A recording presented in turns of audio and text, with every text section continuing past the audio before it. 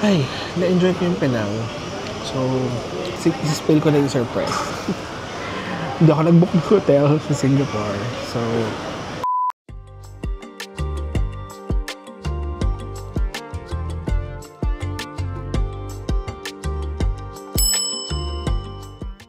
hey guys, welcome to my last day here in Malaysia. We are about to leave and we have a 20-hour transit in Singapore. It's gonna be a long day but I am excited because we're gonna explore a little bit hanggang sa kaya yung Singapore. So, samahan niyo ako. Mag-check out na rin ako and I'm gonna get a Grab going to somewhere I can eat. Kasi yun lang yung kaya natin gawin. It's time check 9:45 in the morning and ang plan ko is around after lunch or hindi, lunchtime, 12:30 kailangan pag-grab na tayo going to the airport. Kasi hindi ko tansyado kung ano yung immigration pila sa Penang International Airport. So, hanggat hindi natin tansyado, kailangan malaki-laking allowance natin. So, tara. So yun guys, naka-check out na tayo. Nandito ako sa labas ng hotel. Would I suggest this hotel?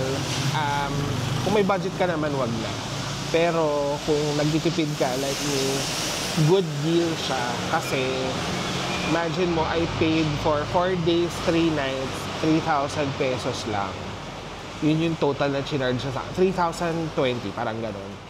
And sobrang mura na yun. Sobrang good deal na yun.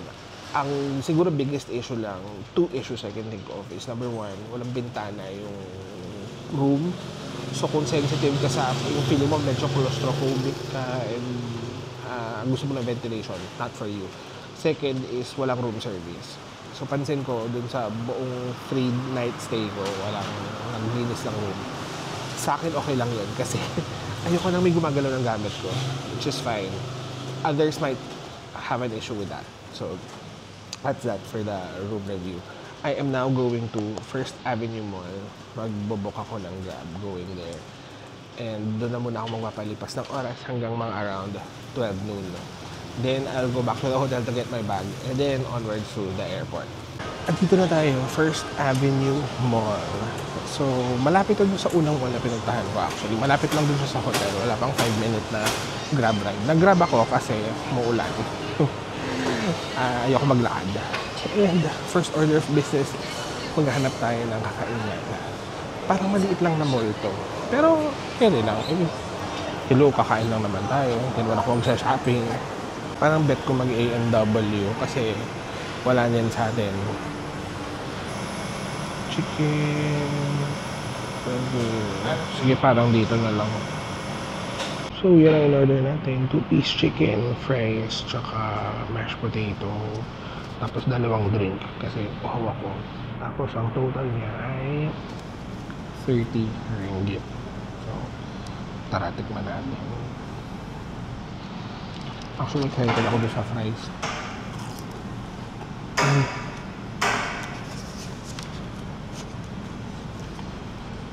Mahilig kasi ako sa toaster fries. Hindi kita pero ang daming sauce ng mashed potato. Okay naman siya. Kina lang sila dito, hindi sila mahilig magbigay ng spoon and fork. Kasi kahit sa McDo, spoon lang binibigay nila. So talagang expectation, gagamit ka rin ng kamay. Okay, ma'am. So, bago ako bumalik ng hotel para kunin yung bag ko para pupunta ng airport, dumaan muna ako ng Old Town para uminom ng kape. So, ito yung white coffee nila. So, hindi nga pala talaga siya white. Tignan natin. Sana masarap. Mura lang to. 8 ringgit. 8.5 ringgit. Alam nyo, itong Old Town, I believe the last one I've seen na branch is yung branch nila sa may Caloocan. May nahulog. Sa may, anong tawag doon? Sa may Grand Central. So yun. Mas gusto ko to Kesa dun sa yung una ko natikman. Matapang siya. Pero hindi siya kasing tamis yung una ko na-try. Yung una ko na-try sobrang tamis kasi masyado. Ito, matamis pa rin. Pero hindi OA. Just what I need. So after ko ng coffee, balik na ako ng hotel. Kunin ko na yung bag. Didiretso na ako ng airport. Because time check, it's 11:43. So, 12 o'clock, mag-book na ako ng Grab. Ay, na-enjoy ko yung Penang. So, last few moments ko na outside before I go to the airport. Sad. But, you know, that's life. Pabalik din talaga tayo sa Philippines. So, after nitong Penang, yun, yung layover natin sa Singapore, it's gonna be a long day. Gusto ko magpahinga. Gusto kong matulog, pero walang tulugan yung Singapore natin, guys, because spill ko na yung surprise. Hindi ako nag-book ng hotel sa Singapore, so we're just gonna wing it. Bahala na, and good luck. I have plans, but tignan natin sa tayo dadalhin ng tadhana. So yun, guys, nandito na tayo sa departures ng Penang International Airport. Ang traffic, grabe. Buti na lang talaga nag-allot ako ng enough na wiggle room sa aking schedule. Kasi kung hindi, malilate tayo mga be. 45 minutes din yata yung biyahe. Considering, hindi naman sobrang layo. Pero, yung traffic be. So, pasok na tayo. So, ito yung departures nila. Actually, kakapasok ko pa lang. And, checking ko pa lang yung departure board nila. Meron silang smaller departure board doon. Kaso lang, hindi ko makita yung flight ko. So, we're gonna check yung flight natin.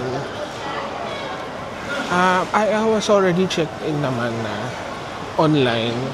So, wala rin naman akong i-check in na baggage. Ayan, sige. Tignan natin. Kita ko na. TR425 Singapore, Gate A5, check-in counter 43 to 46. Alam nyo, sana magkaroon ng direct flight mula Manila hanggang dito. Alam ko dati meron, pero ngayon wala na. Yung mga secondary cities, feeling ko soon, si yan, magkakaroon. Si Phuket, ito, Penang, magkakaroon yan soon. Kasi imagine nyo, ngayon, Chiang Mai meron na, Da Nang meron na. Diba? Susunod na yan. Susunod na to. Si Penang at saka si Phuket. Ayan. Just check-in now available. Okay. Check-in muna tayo to get our boarding pass. So, nakuha na natin yung mga boarding pass. Both boarding passes na yung binigay sa atin. Sa kiosk lang ako kumuha. Hindi na sa check-in counters. Kasi sarado pa. Wala pa mga be. So, papunta na tayo sa immigration. Hopefully, wala nang problema. So, yung kiosk pala ba dito sa may isang part ng airport, walang scoot. Pero dun sa may dulo, meron. So, buta na lang. Ayan na. I can see international departures. Dito na sa area na to. So, pasok na ako. Hopefully, may pwedeng tambayan sa loob na hindi masyadong magastos. Kasi yung cash ko na dito, plano ko ipa-convert na to SGD sa Singapore. Ayan, international departures. So, pasok muna ako. So yun guys, tapos na tayo sa immigration. Walang pila.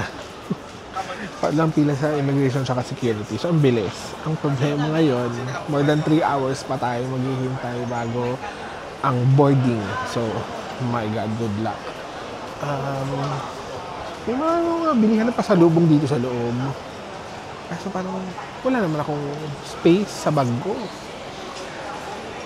Ang plan ko sana, actually yung kulang ko na lang nabili ng pasalubong would be yung pamangkin ko. gusto kasi nila lagi, parang, t-shirt. Kaso, hindi ako nakakita ng, ng pangbata na t-shirt. Kahapon nagtingin ako sa may, diba, Chujeti. Wala akong nakita. Ay, meron dito. Kaso lang, magkano? Yun ang tanong. Tignan ko ako magkano. Hopefully, hindi OA mahal. So, andito muna ako sa Starbucks. Dito na lang muna ako tatambay. Kasi, 2 hours pa. So, medyo matagal-tagal pa hihintay natin before boarding. Hopefully, walang delay yung flight. Kasi yung flight ko, I recall, going to Penang from Singapore, delay siya. So, hopefully, this time, walang delay. Sana. Actually, yun pala, tip ko rin sa inyo. If you wanna check kung madidelay yung flight nyo, i-check nyo yung yung una-unang flight. This tip goes for yung kapag yung flight ninyo ay not from the originating country. Basta yun, kunwari, sa Penang ako, diba, Scoot yung flight ko. Since magagaling yung flight from Singapore, I can check kung madelay yung flight ko from Penang to Singapore. Checking ko kung na-delay yung flight from Singapore to Penang. Ganun. Ang flight ko ay TR424 yung i-check natin. TR424 departing on time siya. Hindi pa sila umaalis. 2:45 yung alis nila from Singapore. Teka, that is according to Google. Check na sa FR24. Ito pa rin favorite app ko, Flight Radar 24. April 12. Wala pa. Okay, so mamaya-maya natin malalaman kung madelay sila. Hopefully hindi. Dahil gusto ko naman ma-maximize yung oras ko sa Singapore, diba? Sayang naman. I mean, saglit na nga lang ako doon. 20 hours, guys. 20 hours yung layover ko. So, since nandito naman ako at wala akong ginagawa, sabihin ko na rin kung ano yung plano ko. First is, I'm gonna check if I can go to Mustafa Center. Mustafa is my favorite mall in Singapore. Kasi that's where I buy mga cheap perfumes, original perfumes for way less. So that's one. Next is, I'm gonna try to go to a hawker center to eat.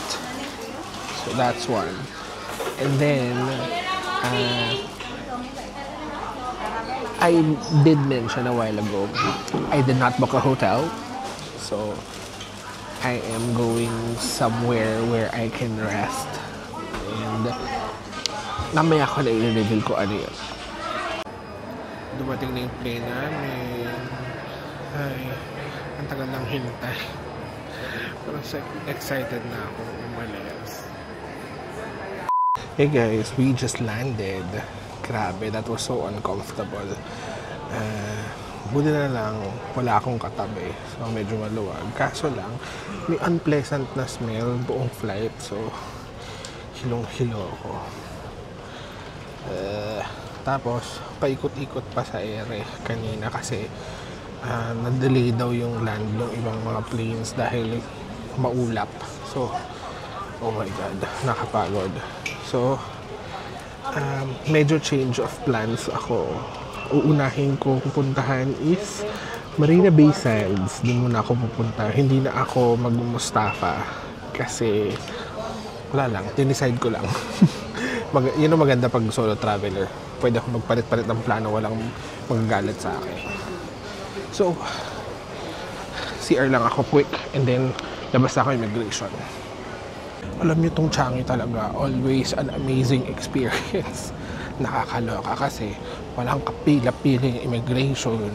As in, wala, zero. Sobrang daming e-gates. At yung e-gates, always working.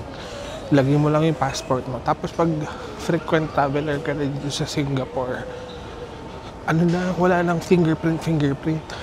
Tapos yung pag palabas ka naman ng Singapore, wala nang passport. Mukha mo na lang. 'Di ba? Nakakaloka. So, yun pala. What are we gonna do? Lalabas ako ng Terminal 1 and then I'm gonna check kung mura yung Grab. Kasi kung mura yung Grab, mag-Grab na lang ako kasi gusto ko umupo. Ang problema kasi sa train nila dito, yun pala, ang issue sa Changi, yung train nila going to the city from the airport, normal na MRT, hindi siya yung katulad sa Hong Kong, Korea, KL, na yung may upuan na maayos, na parang, basta yung mga upuan na gano'n na rows. Hindi, normal MRT siya. So, yun lang, issue. So yun, labas na ako terminal. Ekis mga bakla, ang mahal ng Grab. 30 SGD, Diyos ko Lord. Tayo ay mag-train. Yun. So, train lang tayo, mga be. Okay. At least parang one transfer lang ako.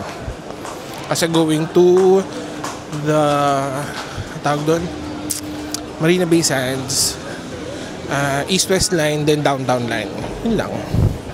Ano ba yun? Kakamadali ko, nakalimutan ko. Iiwan ko nga pala yung bag ko dito. So dito sa Jewel, tawid lang akong Jewel. Tapos iiwan ko yung bag ko. And then, I'm gonna exchange my remaining ringgit to Singapore dollar. I have 200 ringgit pa, so ta-transfer ko lang siya. Ay, ta-transfer. Convert natin. Diba? Kasi sayang. Hanapin ko lang yung early check-in counters. Tapos nandun daw yung ayun. Nandun daw yung bag. Parang pwede iwan. Hopefully mura lang. So yun guys, tapos na tayo sa baggage storage. Ang binayaran ko ay 11 SGD. So, okay naman. Actually, may isa-scan ka lang na QR code dyan. And then, okay na. Pipila ka lang dyan. Mabilis lang. Mas mabilis siya kapag nag-register ka na online dun sa ano nila. Kasi yung mga naunang pumila sa akin, natagalan sila dahil hindi pa sila nag-register. Hindi sila nagbabasahin kung naiintindihan kung bakit. So, ako, okay na ako. Bilis na. 24-hour storage for $11 is fine. Kesa naman I lug around my bag, diba? Kaya ko naman, pero it's heavy. Why would I do that, diba? So, pasok tayo dito sa may rain vortex. Wala lang. Okay. Excuse me. Ang ganda niya paggabi. First time ko ito makita ng madilim. Kasi usually nakikita ko to araw. So, first time ko siya makikita ng ganito. And guys, sobrang ganda pala niya ng dilim. See? Oh my God!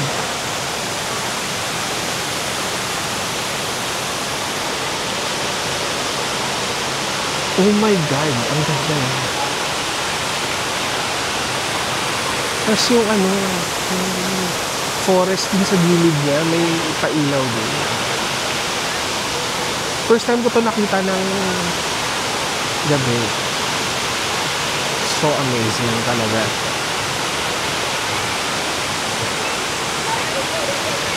Oh my God, ang ganda.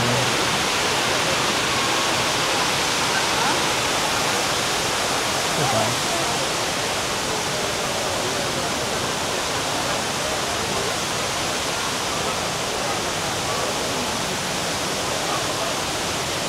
Diba? Pati dito eh, oh. Wala lang, ang ganda. Ang ano talaga niya.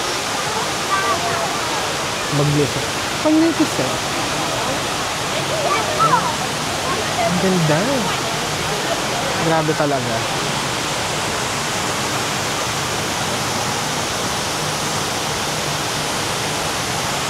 So yun guys, magte-train na tayo. Ay, wait, papakita ko lang. Ay, yung duwadaan na train, oh. Akala lang, cute.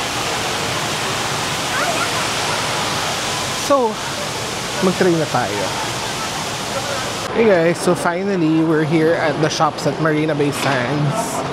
Ang tagal nung train ride, but we're finally here. And Diba? Mag-ikot lang tayo. Actually, naisip ko na rin kumain dito. Pero naisip ko rin kasi pumunta na Lau Pasat mamaya sa may downtown area. Baka doon ako kumain. Pero baka kumain din ako dito. So, tingnan natin kung ano gagawin natin. Hindi naman ako magsha-shopping. Gusto ko lang mag-silip. Pero, gusto ko lang nung vibe dito, nung atmosphere. Kasi, tingnan nyo naman, guys.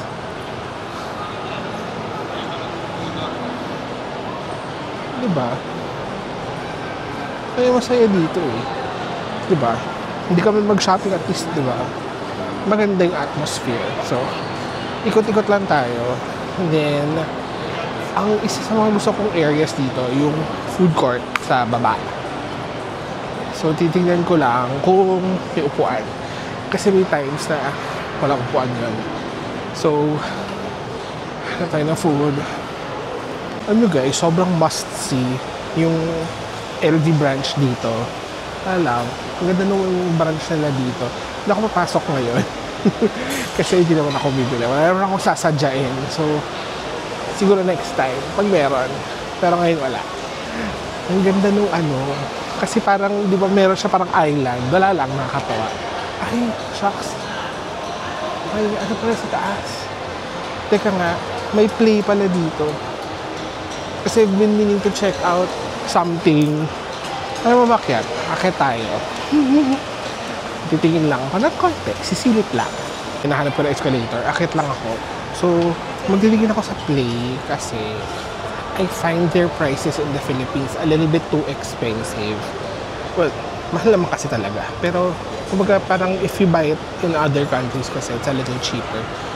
Sa Japan sana, kaso lang, hindi ako nakapunta doon sa branch nila sa grabe, hulas na ako. Hindi ako nakapunta sa branch nila sa Fukuoka. So, puntahan natin. Hopefully, may stocks, may size ko, and hindi super mahal. Ang maganda rin kasi dito kapag may GST refund ka pa. Diba? So talagang papasukin ko lang kung ano yung makita ko. Wala akong sasadyain talaga. May VCA. Kaso lang naman ako bibili sa VCA. Tus ko Lord. Silip lang tayo dito, ha? So yun na nga. Hindi ko na binidyo sa loob kasi nakakahiya. Pero bumili tayo. And ang mura dito, it's 80 Singapore dollars. Roughly around 3.5. Carry na for a play shirt. I think that's a good deal. Sabihin nyo nga ako sa comment kung good deal yun. Feeling ko good deal na yun. I would think, alam ko meron pa mga mas mura niyan sa ibang lugar. Pero, kaya na, nasa Marina Bay Sands ka, tapos bumili ka ng ganun. Pwede na yung presyohang yun. So, hanapin natin yung food court. Hanapin natin yung food court. Hanapin natin pagkain. So, ito yung food court ng Marina Bay Sands. Madaming tao. Pero, I can see a few seats na available. I will try. Tingnan natin. Hopefully, may makita tayo. Pero kung wala, well, ganun talaga. Ganun talaga. Yun mas mahirap kasi pag yung solo traveler ka lang. Siyempre, mas mahirap maghanap ng kakainan. Siyempre, pag isa ka lang. So, di ba? Yun lang. So, baba ako. Let's try to find somewhere to sit and eat. If not, then siguro sadyain ko na nga si Lau Pasat. Ang problema lang, magsasaboy pa ba ako or maglalakad na lang ako? Kasi kaya siya lakarin from here. Ay, nakakaloka. Sira escalator, be. So yun guys, finally, makakakain na tayo. Sana masarap siya. Char kway teow na naman. Pansin nyo, hindi ako adventurous sa pagkain. Ganun talaga. Pag meron akong nagustuhan, usually pinapaulit-ulit ko siya. Lalo na kung alam kong safe bet siya. Yung alam kong hindi ako magsisisi. Yun yung una ko nakita. So, ginrab ko na yung opportunity na available siya.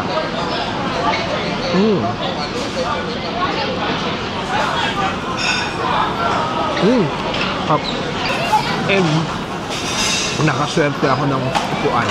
So, actually marami nang nagbabakante pa isa-isa. Kung hindi ka na mahihirapan masyado. Pero marami pa rin tao. Except na may Chinese sausage talaga.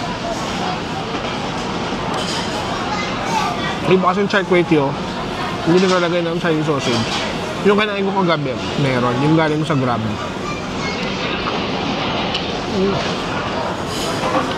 Hey guys, so lumabas na ako ng shops at Marina Bay Sands. And nandito ako sa may labas ng, ano ba dito? Marina Bay. Ayun yung Fullerton Hotel. Tapos sa downtown area. Ganda. Ganda talaga dito. Maambon ng very light. Time check, it's now 11:30. Tapos, ang plano ko, maglalakad dito hanggang dyan sa may downtown area. Punta tayo ng Lau Pa Sat. Hopefully, hindi lumakas yung ulan. Kasi right now, umaambon ng very, very light. Kaya maglakad sa labas. Sobrang very light lang yung ambon.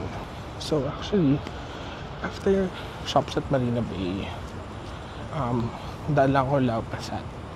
Yun yung hawker center sa area na yan. Titignan ko lang kung may pwedeng kainin. Kasi medyo busog pa ako eh. Explore lang siguro. Just look at options. Pero ang maganda kasi doon, 24 hours siya. So, pwede ko siyang balikan. Now, for the hard part, I told you a while ago, guys, wala akong hotel dito. Hindi ako nag-book ng hotel. Actually, nag-book ako ng hotel pero cancel ko siya. Kasi last minute, may naisip akong wild idea. This idea will not work for everyone. In fact, it will only work for a select few people. Ang gagawin ko ay I will be staying in a bath house. Nakakatawa. Nakapunta na ako sa bath house pero babalikan ko siya ngayon with the intention of staying there until the morning. Now, it only works now because Sabado ngayon. Sabado lang siya, tumatagal lang hanggang ganun, Friday, Saturday. Pero pag yung usually ibang days, lalo na weekdays, nagsasara sila ng mga, I think, 12 or something. Check nyo lang website if you're interested. I will not go into further detail on what goes inside that place. Pero para sa mga interesado, pwede nyo akong i-DM. Ano ba? Saan nga ba? Lalagay ko dito yung X handle ko. Pwede nyo ako dyang i-DM if you have any questions about where I'm staying. It's a bathhouse for people like me. So, hindi siya para sa lahat ng tao. Also, hindi rin siya para sa lahat ng taong katulad ko kasi ako medyo wala sa loob ko. So, hindi siya madaling gawin. I know a lot of people na hindi comfortable sa mga ganong klaseng establishments. So, ulit, Lau Pa Sat muna. And then, we're going back. We're going to the bathhouse. So, explore lang tayo dito. Hindi naman guys. Wala, ang ganda. Guys, nakakaloka yung init dito. Nagsaya ako sa isa sa mga ganito nila. Meron silang ganito. Para makaluwag ng konti. Although may Jisoo Life naman ako, pero ang init talaga, guys.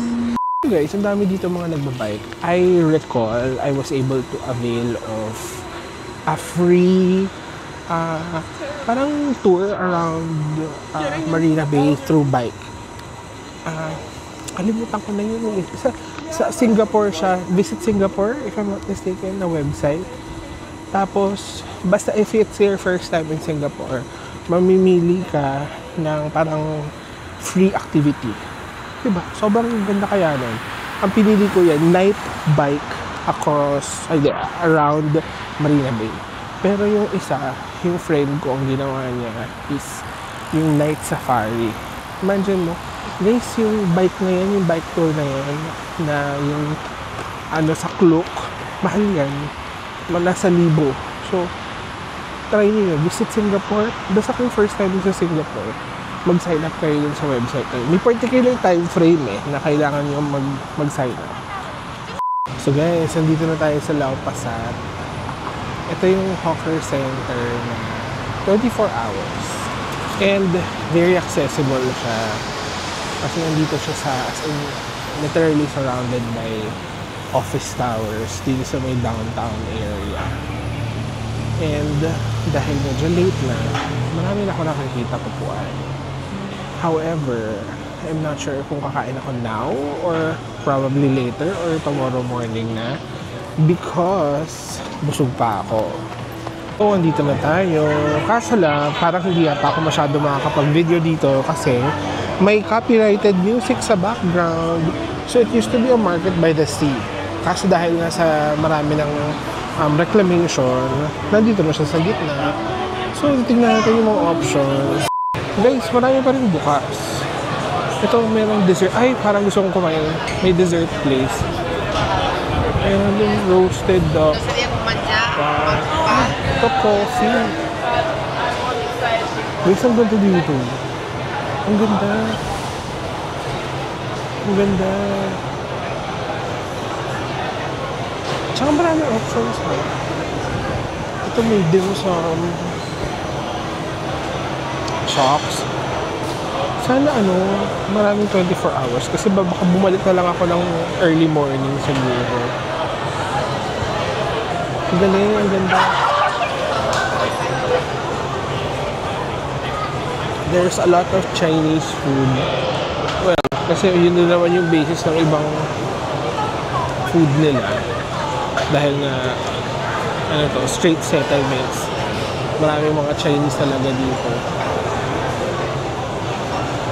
Tapos ayun, kabilang side, Turkish food, Indian food. Satay. Ayun, Satay Street dun sa may labas. Kasi hindi ako masyadong masatay kasi ang satay may peanuts. As much as possible, kung hanggat kayang iwasan yung peanuts. Kasi nag-break out ako. And unfortunately, nung nag-pistachios ako few days ago, nag-break out ako. So, hindi na muna. Parang kasarap yung dim sum. Shocks. So yun, inikot ko muna para at least makita ako siya. At least now I know 11 PM is a good time to go here. Kasi I recall na daanan ko to ng maaga-aga, parang 6 or 5 PM, punong-puno guys. So, at least alam ko, pwede to. Guys, ang ganda ng architecture. Paikot-ikot lang ako. Lalabas na ako. Pero, tignan ko kung meron ako pwedeng inumin. So yun guys, lumabas na ako. And unfortunately, it's raining. Ito nga pala yung Satay Street. So, puro mga satay stalls yung mga nandyan. Parang ang saya sana kaso lang umuulan. Tignan nyo naman sila, yung grupo dyan. Mag-isa na lang sila doon. I'll find my way dun sa Brown Line na subway station dito, Shenton Way. And then punta na tayo dun sa may house. Grabe pawis na ako. Kasi mapapahinga na ako. Doon ako kapahinga. So, yun muna. Punta na natin sa subway. So guys, yun. Nandito na tayo sa labas ng Outram Park Station ng Brown Line. Sa Brown Line ako dumaan from Lau Pasat. Naghihintay na ako ng crosswalk pero hindi ko na kayo maka-update kasi papasok na ako, literally tawid lang ng kalsada. So update ko na lang kayo siguro paglabas ko, malamang bukas na yun ng umaga. So see you tomorrow.